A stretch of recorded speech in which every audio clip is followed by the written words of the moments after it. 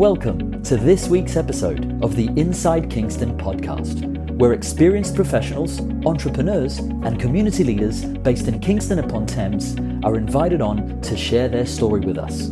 I'm your host, Amir Rocha-Lima. This week's episode of the Inside Kingston podcast is brought to you by Holland Harnham Wills, a financial planning and wealth management firm based in Kingston upon Thames. Holland Harnham Wills specialises in retirement planning for senior professionals and successful business owners. Visit hhw-uk.com to start feeling more relaxed and confident about your financial future. Thank you for joining us for another episode of the Inside Kingston podcast. I'm joined today by Charlie Chandler. Charlie is the owner of Charlie Chandlers Guitar Experience, a guitar shop selling and servicing new and second-hand guitars. Having serviced guitars for the likes of Bruce Springsteen, David Gilmour, Jimmy Page, and The Edge, Charlie is very well respected as a guitar technician amongst some of the biggest artists in the world. What's interesting about Charlie is how he combines his passion for guitars with successfully running a niche business. And be sure to listen to the end, where Charlie shares some valuable tips on making the most of your high street presence.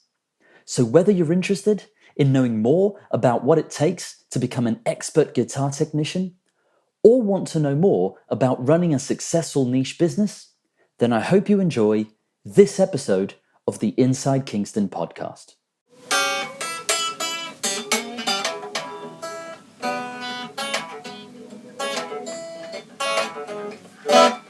Welcome, Charlie Chandler, to the Inside Kingston podcast. Charlie, I'm really excited about this conversation because, being an avid guitar fan myself, it's great to get a chance to speak with such an experienced player and technician like yourself. But also, I think that you can offer our listeners some valuable insights into running a successful niche business, if I can call it that. But before we kick off this conversation, I'd like to go back in time, if that's okay. Sure. So, where did you grow up? Seaside town called Folkestone, which is now probably the most famous for being the mouth of the Channel Tunnel, really. That's it. I was there till I was 18, 19, I suppose. All right. Yeah. And was music a big part of your life growing up? Yeah, my elder brother played guitar, and for years I hated the guitar because he would play in the bedroom next to mine and keep me awake at night, and I used to curse the guitar. But then suddenly it's like throwing a switch, and suddenly, oh, that's all right, I don't mind it. And then I was born in 54, so I was lucky enough to see all the Top of the Pops, the real classic Ready Steady Go and Top of the Pops, and that I was really really taken. I remember the early Stones and Small Faces were. Wow. That really got me going. It's the sort of bands that guys like us afterwards discover when we're going back in time. Yeah, that's right. Amazing. Yeah. And what other sort of music did you listen to growing up? I suppose, in my teenage years, there was lots of, going, I guess, through the late 60s then into the 70s. The 70s stuff was kind of, became prog rock-ish, like the Pink Floyds and stuff like that. And then I always liked quite a lot of American music, like the early Eagles and the early Doobie Brothers albums. I remember enjoying them. Yeah. And the band called Mountain and Joe Walsh. Oh, fantastic. That's really cool. What was your first guitar? My first guitar? Well, the first guitar I played on, the guitar I learnt on, was a guitar, I think it was given to my dad. My dad was like a service manager at the local garage, and he was quite often given all kinds of weird stuff, whether it be pheasants at Christmas, or a couple of his lady customers actually gave him a couple of cars, one of which now, if we still had it, would be a vintage collectible piece. Anyway, one day he came home with in fact it was an Argentinian guitar. Oh, wow. Like a Spanish style classical guitar, and I learnt on that. But then I bought a Yamaha FG140, which is a pink label Yamaha, and they're now quite sought after as being, they're revered as being a really good. They're made by the Nippon Gaki label and Pink label, and that was a really nice guitar. Yeah, that's really interesting. How did you go from playing the guitar to get into becoming a guitar technician? Well, my brother, the one Doug, and my older brother, who I was talking about earlier, who was the one that kept me awake at night initially. He was in a band in Canterbury, and it didn't quite happen. They almost made it and didn't. Moved to London, worked for a PA company, and then lots of the guys at the PA company played guitar, and he realised there was like a bit of a hole in the market for repairs and spares and stuff like that. So he started a business making his own spares, essentially. Right. And then they opened a shop because the spares part got busy and stuff. And then the shop became busy, and so he called me up one day and said, he was busy. Did I fancy helping him out?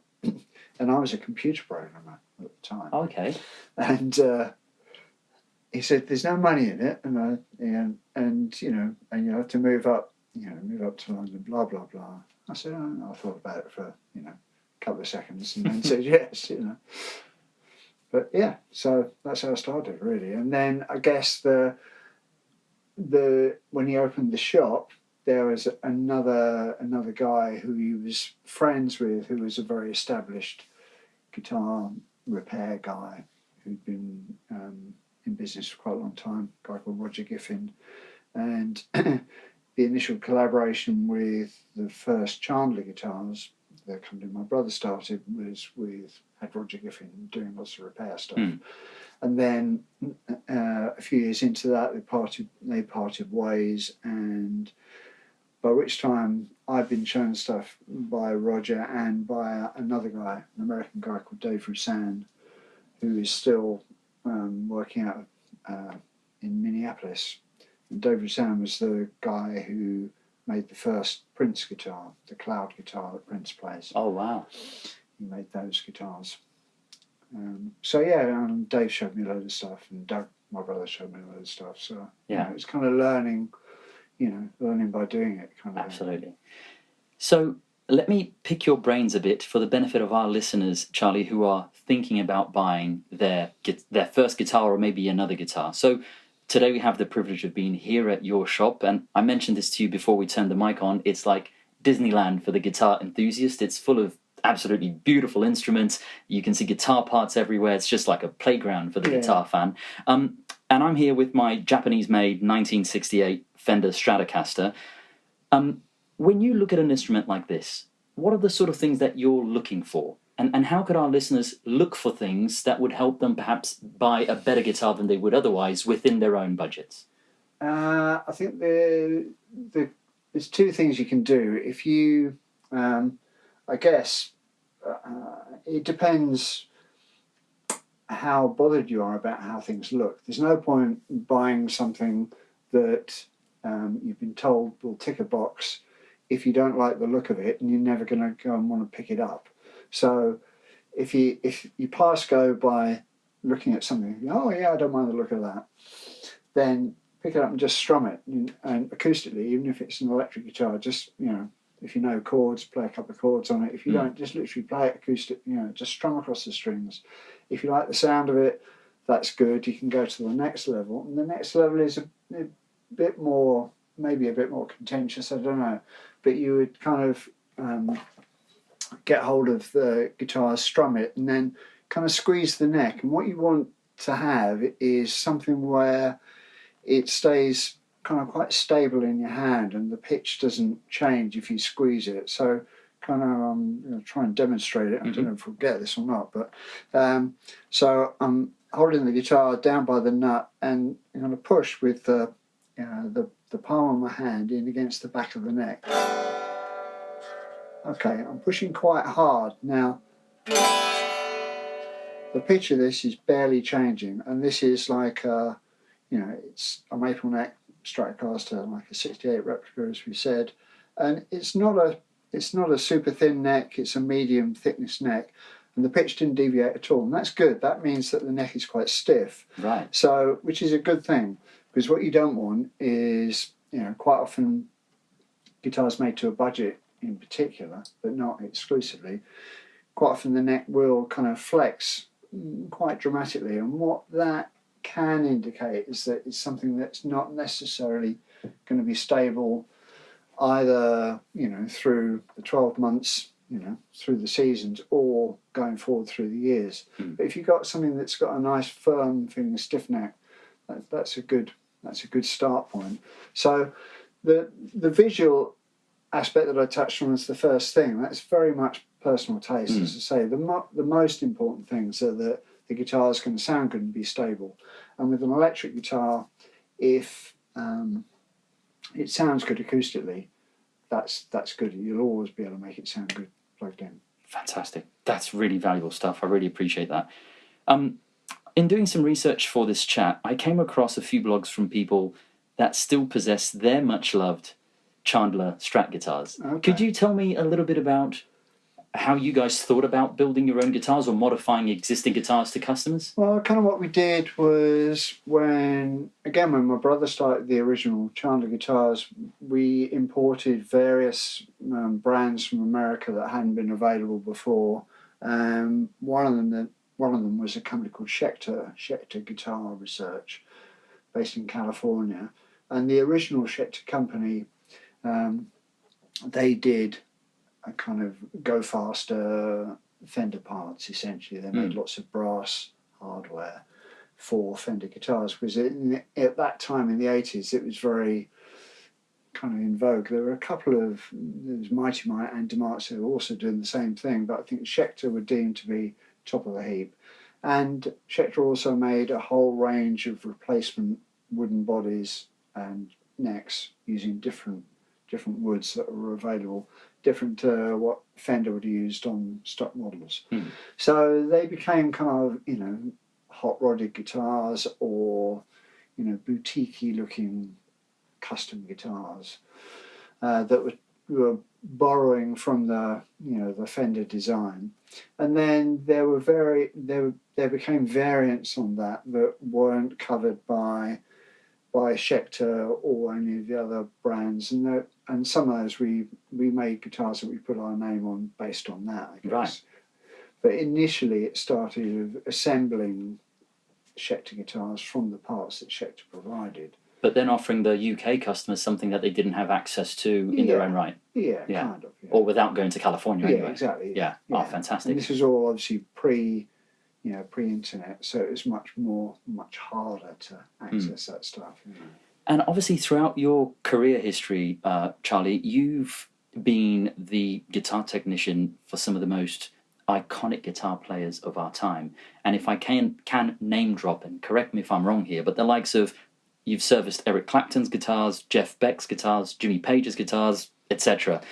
What's it like to work with these high-profile musicians, and also something that I think other businesses can apply to their own business, if I can sort of try to twist an answer out of you for this?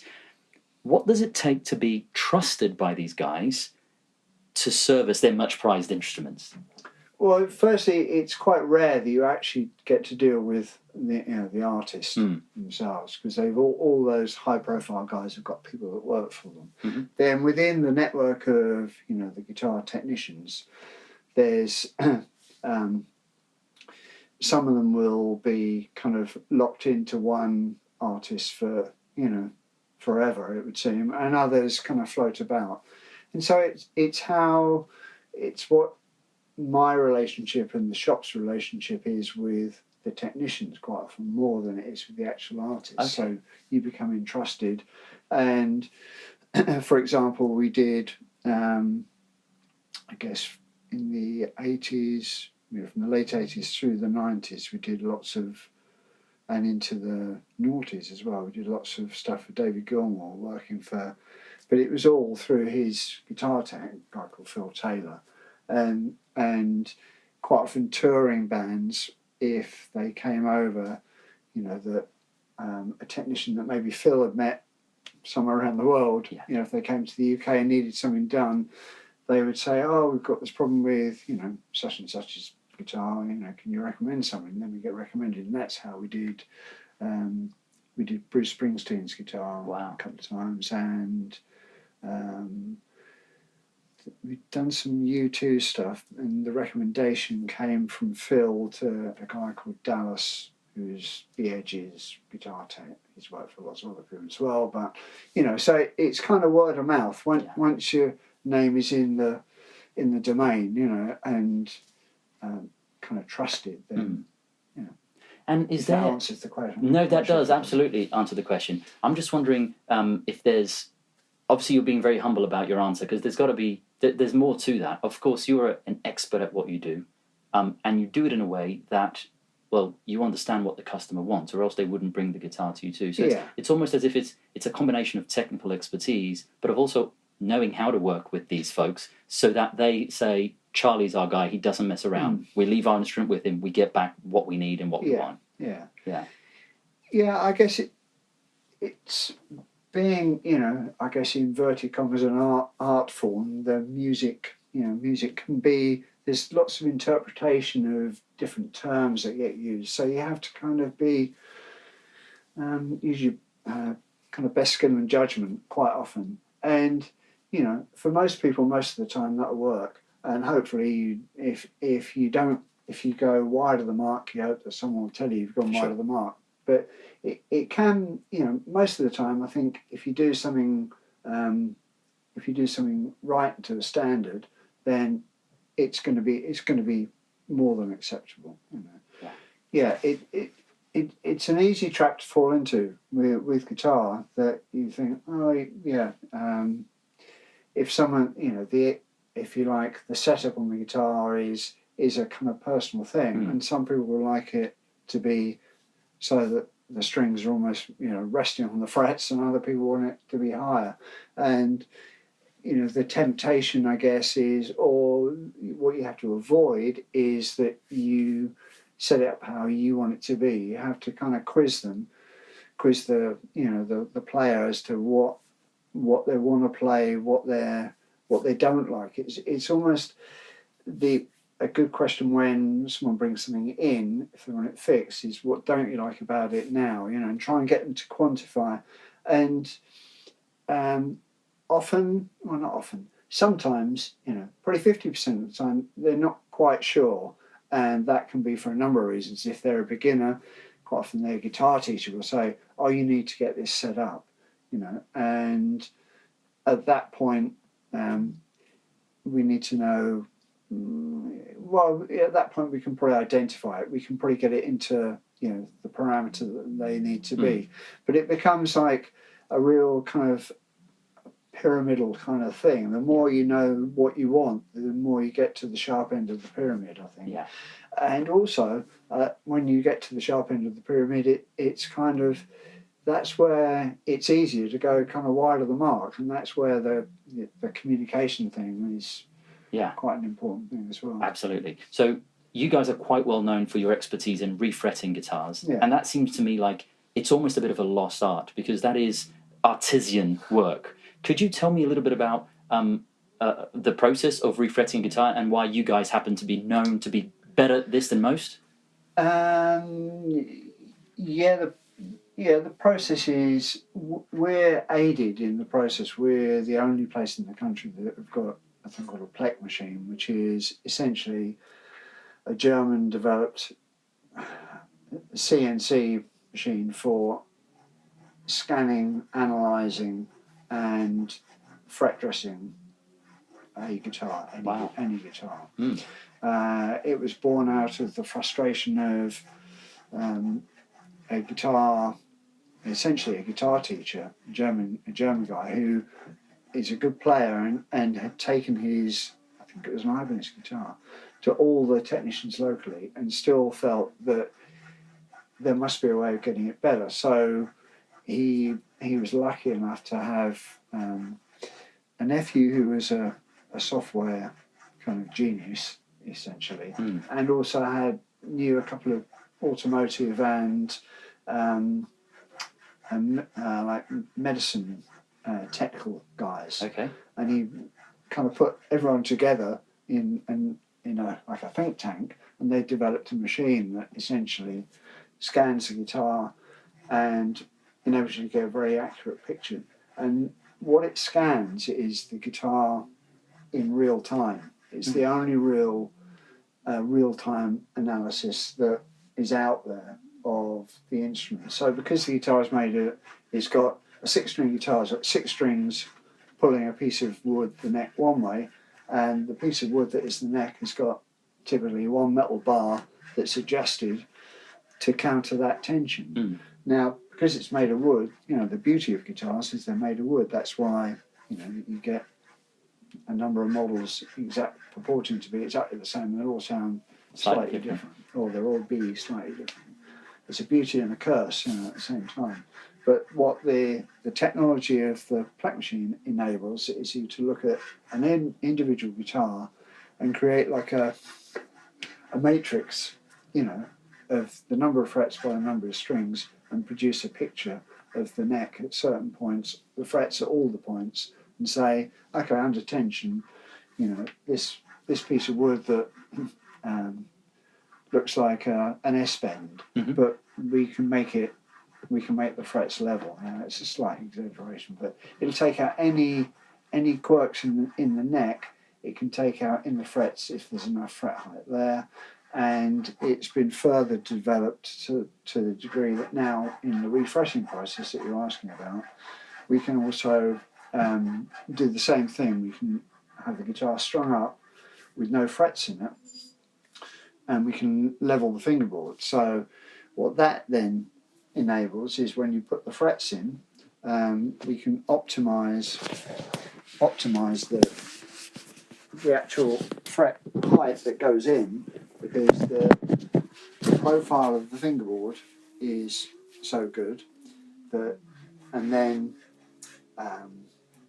we've prepared it in such a way that when you level the frets, you don't lose relative material in different places. So the end result is that the whole thing becomes very even and consistent throughout the entire range of the fingerboard. So in plain English, it's sort of a hyper-sensitive technology to get older classic guitars into today's world and working in today's world for both the pro and also the amateur who fancies restoring a slightly older, maybe unique instrument. Yeah, I should have said it. No, that's you shouldn't. I like your explanation better. I just tried to translate it. That's amazing. Switching gears slightly, if I may, Charlie. So nowadays, a lot of folks buy their first instrument online, and at the same time, for the average Joe, sometimes walking into a guitar shop and walking around it might seem a little bit intimidating. How would you suggest our listeners navigate their way through a guitar shop like yours? Kind of don't be fearful and try not to be self-conscious. I know it can be very intimidating, particularly if it's a small environment and you think, oh, everyone's going to be listening to me. But without a word of a lie, the only people who we really, really notice are the guys that are absolutely exceptional. We're lucky here. There's some very, very talented people that come in, and they're the ones that kind of prick up your ears. Everyone else falls into the category of it's part of the territory. There's guitar noise in the background, and I guess if someone's horribly out of tune, we might notice that. But at that point, all we'll do is say, okay, would you like us to tune it up, or would you like a tuning? Kind of let them sort it out. I think you mustn't think that everyone's going to be listening to me when I play. Oh, I don't want to play because we're just getting on with everything else that needs to be done, and it really is only the guys that.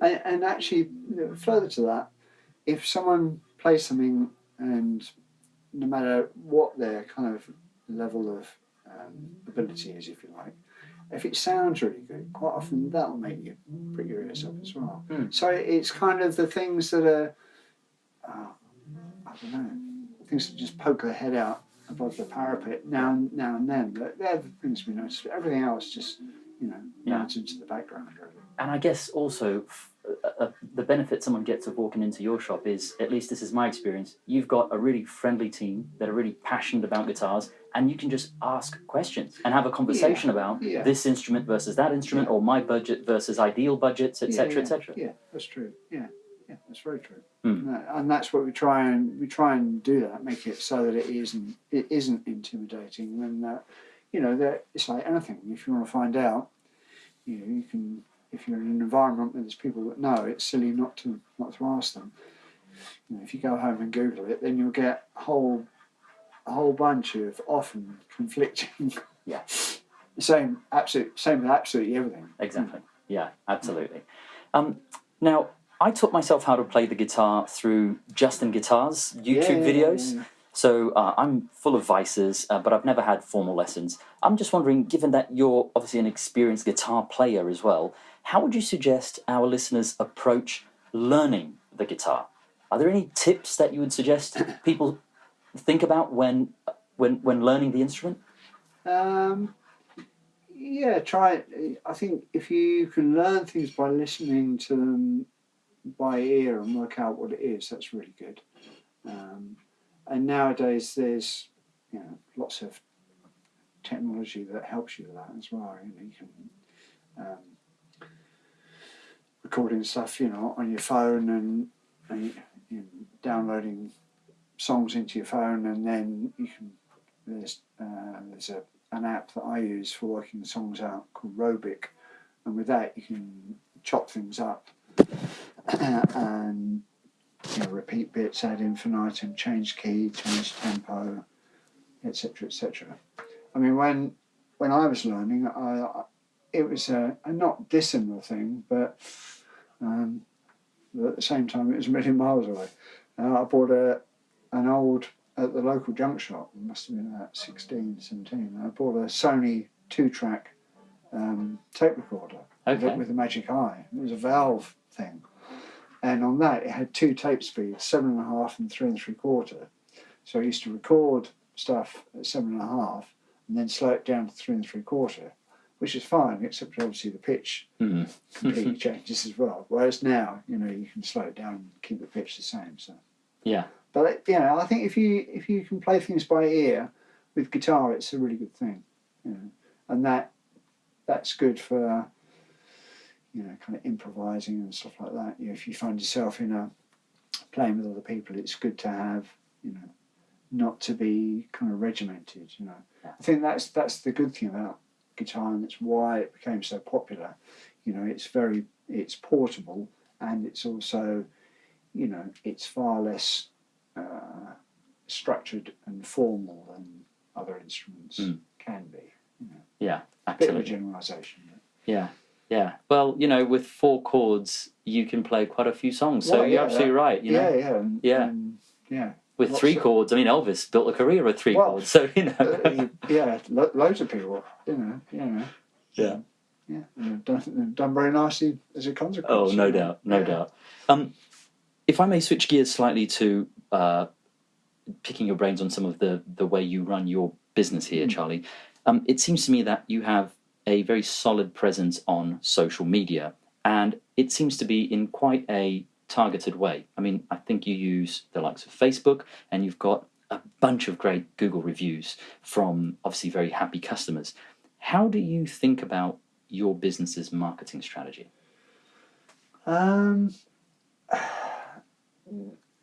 Honestly, probably by the tail wagging the dog. I mean, we just try, we probably just try and get it right in the shop as best we can, and try and be, as honest and helpful with people as we can be. And then the ideal consequence of that is that people will recommend you by word of mouth, and also, in Google reviews, whatever. Mm-hmm.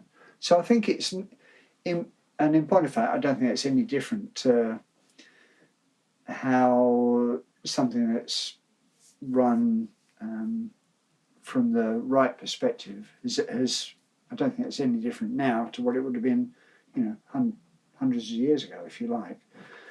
Kind of what I think now the tendency to have a text that immediately you've been, I don't know, to the bank or to the doctors or something, how was your experience? Well, I'm pretty old enough, it just annoys me a little bit, because I think, well, you shouldn't really need to ask that, because if you got it right in the first place, you wouldn't have, or you were confident that you were getting it right in the first place. Or you were delivering, I guess, if you're delivering the model that you want to deliver in the first place, then you don't need to ask the question. Yeah. Consistency and being really good at what you do. It boils down to that, doesn't it? Yeah. That's really good. When you look back at your career journey, Charlie, what are you most proud of? I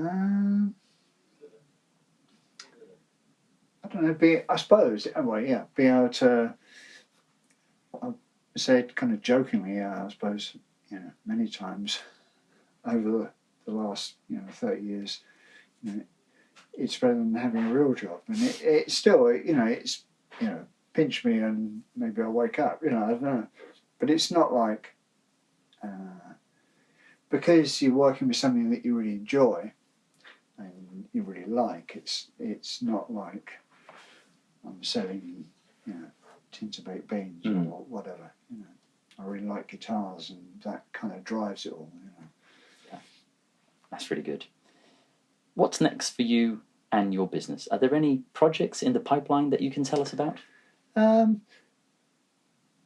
Nothing specific, other than I think I'm just mindful that nowadays, with the internet presence that there is, and the kind of the shaky nature of the high street, I think you have to focus, really be aware of what the things you're good at and concentrate on those, and almost don't do the things that you've got a slight inkling of a question mark over. As we start to wrap up, I'd like to ask you a few quick-fire questions that our listeners are always interested in. So, Charlie, what do you do to relax outside of the office? I run quite a lot. I do run a lot. I've done a couple of marathons last year. I'm doing my second one in a few weeks' time. So, well done. So, yeah. And I find that's really good, because it just takes you to a different place, and kind of empties your head, if you like. So yeah. Who are some of the people you admire, and why? Honestly, I found that very difficult, and I'm not sure that I'm going to name anyone at all. It's been I suppose my brothers were quite inspirational, although they'll never know it. I say they'll never know it. It's because I probably won't tell them. Yeah. in the way of brothers. And looking back, a couple of I went to an old-fashioned grammar school, and one of the teachers there, he was feared by everyone, but his kind of just his mindset of, one of the things that he was always keen on, he was a history teacher, and if we did essays, he would write, if we were going off the point, and if you went right off the point, he would say, what a waste of time. If you went off the point, he said, waste of time. And so it's kind of trying to identify, when you're going off the point, and I think that was quite an important life lesson, try and be focused, I guess. Absolutely, not a bad life lesson to live by as well, is it? Oh, well, if you can. It's hard, Yeah, no doubt. Are there any albums that you've recently heard that you'd recommend to our listeners? Not recently, no. There's nothing that I've listened to. I kind of revisit stuff and go through, go through the things that I've liked over the years. And when I tend to listen to things, it's kind of when I quite often work after hours come 6 o'clock, the shutters come down, but I'll quite often work for, hour or 2 hours. And I'll kind of YouTube various things then and listen to stuff. And that's what's quite interesting, because you get, one thing leads to another, etc., etc. Yeah, so that's not helped you at all, because I haven't named any names at all. No, that's brilliant. I mean, like I said earlier, the guitar player-wise, I've always liked Joe Walsh, and I've always liked the guy from Mountain, Leslie West, and latterly, kind of the Pat Metheny, but probably the guy I listen to the most is a guy called Bruce Hornsby, who's not a guitar player at all. He's just songwriter and piano player, but he's, what I like about him, and his band is always really good, and the guitar player is always good, but his songs draw on a whole range of influences, so they're interesting to listen to. Finally, where can people go to find out more about you and your business? Probably the website is the best place, which is guitarexperience.co.uk. We've got Facebook, and we've got we're on Twitter as well, Instagram. I infrequently post on Instagram. I'm always being told that I should put more on there, but we sometimes put pictures of broken things, and then the broken things when they're not broken anymore. Yeah. So yeah. Fantastic. And for the benefit of our listeners, I'll make sure that I put a link to all of those resources on the show notes. Charlie, thank you for joining us here on the Inside Kingston podcast. It's been a pleasure getting to know your story. No, it's been great. Enjoyed it. Thank you. That wraps up another episode of the Inside Kingston podcast. Make sure to check out our guests' website, pay them a visit, and help spread the word about what they're doing. If you have any questions or know someone who should be a guest on the show, please feel free to get in touch. I would also love it if you could go to iTunes and leave us a review and a 5-star rating. We work hard to bring on some great guests, and getting a review from you is one way to help the podcast rate well on iTunes so that others can find and enjoy the show too. Thanks for listening.